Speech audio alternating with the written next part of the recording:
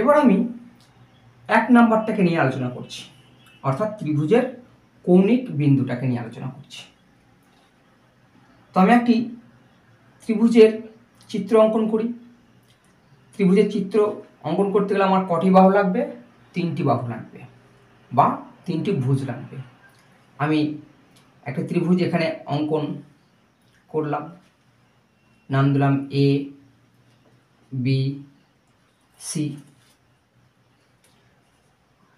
এই 3টি বাহু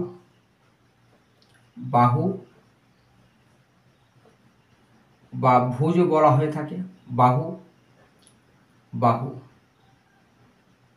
বা ভুজ বলা হয়ে থাকে। তো এবার দেখব আমরা এই ত্রিভুজের কৌণিক বিন্দু কোনটি। তো এই ত্রিভুজের এই যে 1 নম্বরে কৌণিক বিন্দু, এটি হবে যে 3টি বাহু যেখানে পরস্পর তারা মিলিত হচ্ছে সেখানেই কৌণিক বিন্দু আমরা পাব। একটু ব্যাখ্যা সহকারে দেখা যাক। ধরো এ বি এই একটি বাহু ছিল, অর্থাৎ আমি এ বি, ধরো এ বি এই বাহুটিকে আমি নিলাম, এবং বিসি অপর একটি বাহু যদি আমি নিতে যাই, তাহলে এই যে একটি বিন্দু আমি পেলাম এখানে, অর্থাৎ দুটি বাহু যখন এক জায়গায় মিলিত হলো সেখানে আমি একটি বিন্দু পেলাম। এবং এখান থেকে অপর একটি বাহু আমি যদি এখানে মিলিত করি এবং নাম দিই সি, তাহলে দেখো এখানে একটি বিন্দু আমরা পাচ্ছি। ঠিক একই রকম ভাবে এর কাছেও আমি একটি বিন্দু পাচ্ছি। এবং দেখো সর্বোপরি আমরা 3টে বিন্দু পেলাম, এ বিন্দু, বি বিন্দু এবং সি বিন্দু। তো এখানে এ বিন্দু আমরা নাম দিলাম, বি বিন্দু এবং সি বিন্দু, এই 3টি বিন্দুকেই আমাদের কৌণিক বিন্দু বলা হবে।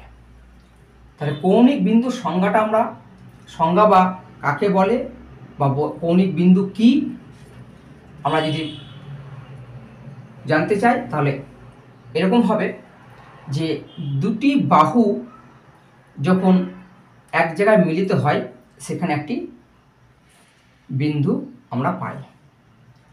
এরকমভাবে আমরা 3টে বিন্দু আমরা পাব। এবার কৌণিক বিন্দু কেন বলছে?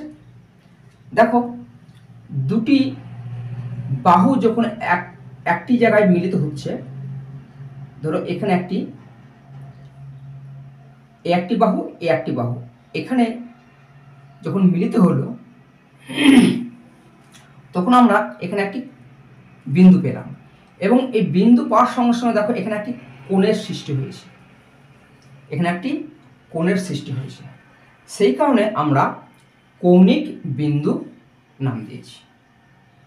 আবার একই রকম ভাবে এখানেও একটি বিন্দু পাচ্ছি, এখানেও দেখো একটি কোণ তৈরি হয়ে আছে, এখানেও একটি বিন্দু, এখানেও একটি কোণ আমরা পেয়েছি। সেই কারণে নাম হয়েছে কৌণিক বিন্দু। অর্থাৎ যেখানে বিন্দুটা পাচ্ছি সেখানেই একটি কোণের আমাদের সৃষ্টি হয়েছে। দেখো তাহলে আমরা একটি ত্রিভুজে কটি বিন্দু পাবো?